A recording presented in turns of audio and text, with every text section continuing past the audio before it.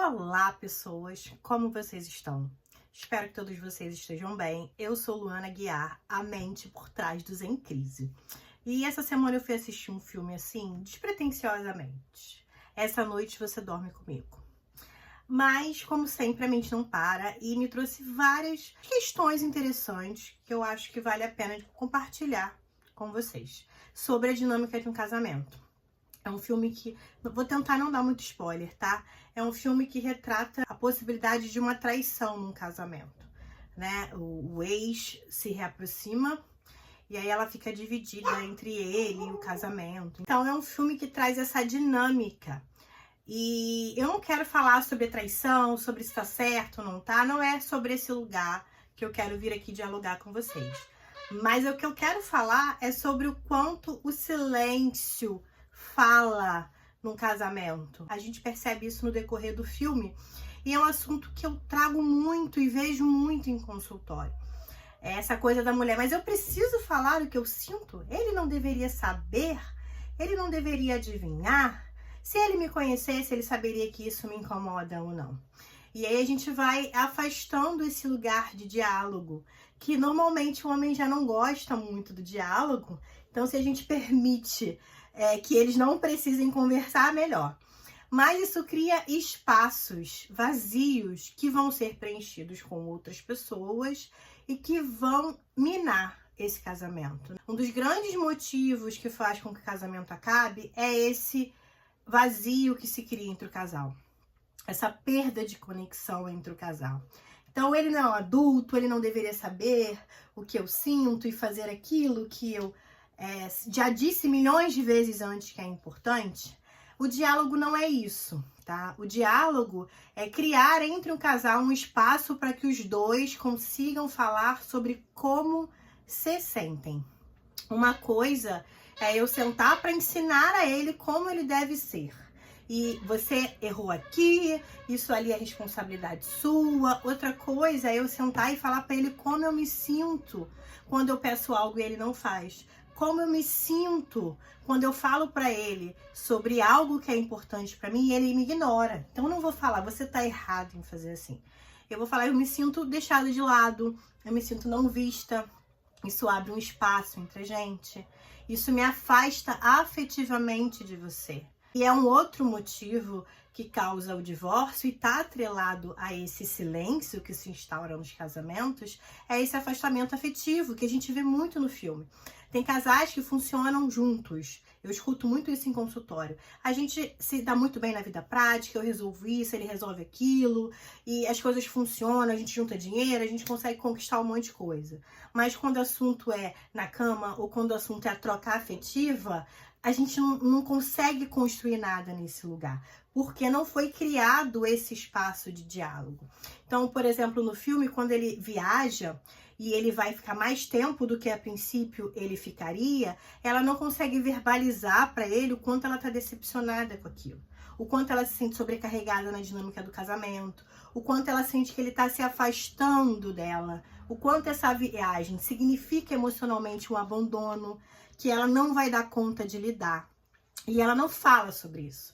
Ela não verbaliza, mas esse silêncio fala. E esse silêncio grita quando ela abre a porta para esse ex entrar de novo na vida dela. Então, não falar sobre as nossas emoções, não instituir um espaço em que o casal possa falar sobre como se sente diante do que acontece, não faz com que o problema suma.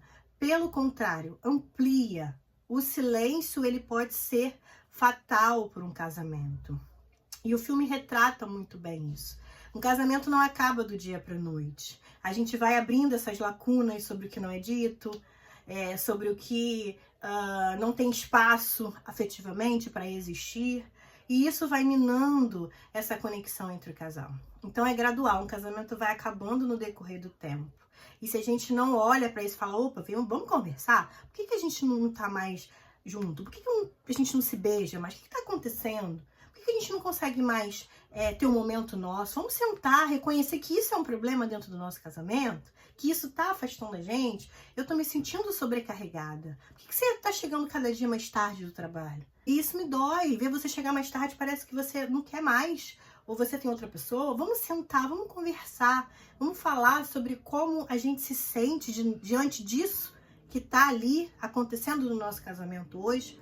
Os casais precisam ter esse espaço. E é só a partir desse espaço de assumir que há algo de errado, que isso me dói, que eu consigo manter o laço de um casamento a médio e longo prazo.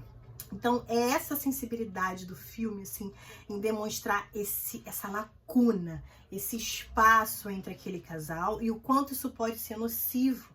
Quando ele viaja e passa um mês fora da família, essa ausência diz algo sobre o quanto aquele relacionamento não estava bom. E tem uma cena do filme em que ele assume isso para um outro rapaz. Eu passo por uma crise no meu casamento. Mas em nenhum momento ele assume isso quando ele está com a esposa. E é nesse ponto que a gente peca. Então, acho que muito mais do que se falar sobre houve traição, não houve traição, eu tô certo, você tá errado, ele tá certo, ela tá errado. Não é nesse lugar que a gente cresce dentro de uma dinâmica de um casamento, né? A gente consegue crescer quando a gente senta e institui um espaço de diálogo. Não há certo ou errado. Há um fato existindo entre nós, a gente precisa falar sobre isso. E eu vou sentar com você. Você vai me falar sobre como você se sente, sobre o que fez você alimentar essa distância, e eu vou fazer o mesmo. Vou falar sobre como eu me sinto e como eu contribuí para que essa distância acontecesse entre nós. E aí, quando eu me abro afetivamente, eu consigo recriar a possibilidade de me unir como casal. E há uma cena no filme que fala muito sobre isso, que é quando ele assume para ele, fala, eu errei, né? A gente errou, existe um problema, mas eu te amo. É esse primeiro passo. E é quando a gente consegue falar sobre isso abertamente que talvez a gente possa reconstruir. Muito mais do que eu, raivosa, querer ensinar para o outro como ele deve ser. O espaço de diálogo é um lugar em que eu me sinta segura para falar como eu estou. Não é sobre o outro, é sobre mim, sobre a minha maneira de perceber o problema. E aí o outro vai fazer o mesmo e a gente vai conseguir chegar num consenso. Parece fácil, parece óbvio, mas é muito difícil. E eu quero que você se pergunte, vou deixar aqui essa reflexão, para você me dizer quantas vezes você efetivamente conseguiu dialogar dentro do seu relacionamento, sem acusação. Eu quero que você pense se isso é comum dentro do seu relacionamento e se não for, se existe um lugar que você possa começar a instituir esse diálogo, tá bom? Enfim, esse é o assunto do dia, eu espero que vocês tenham gostado. Até a próxima!